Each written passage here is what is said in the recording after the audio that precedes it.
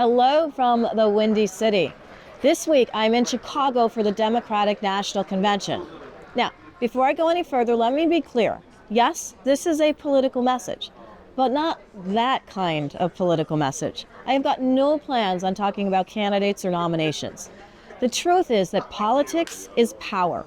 Because some of the biggest power players that set policy in one of the most powerful governments on earth are here, so am I. And I have had the chance to speak to political leaders from across America.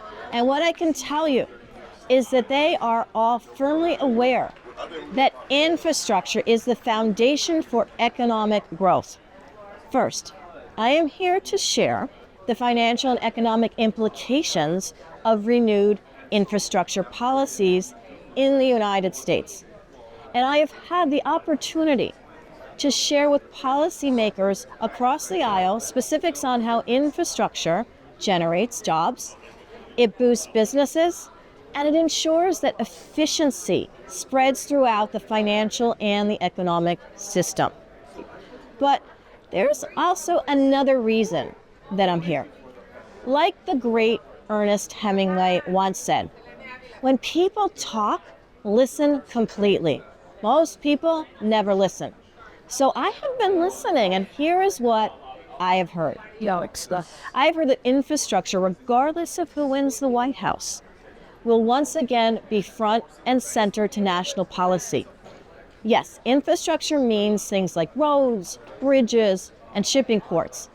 These are the tangible things that logistics and procurement professionals know very well. But you should also know that the definition right now of infrastructure is expanding. And what that means is things like high-speed broadband, digital technology, smart power grids, and natural disaster-resistant construction, energy-efficient planning, and so much more are going to be a part of that.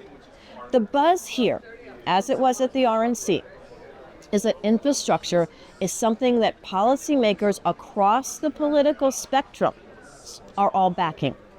Some areas that I'm particularly excited about after meeting with the folks here are industrial and engineering-based companies. The iShares U.S. Industrials ETF, ticker IYJ, contains many companies from various industrial sectors that are all critical to this broadening of new infrastructure strategies. And that includes construction and engineering firms that are going to be integral to all forms of infrastructure moving forward. We are going to continue to watch this space very carefully, and we're going to report back as more develops in the future. Thank you so much for tuning in, and remember, knowing is growing.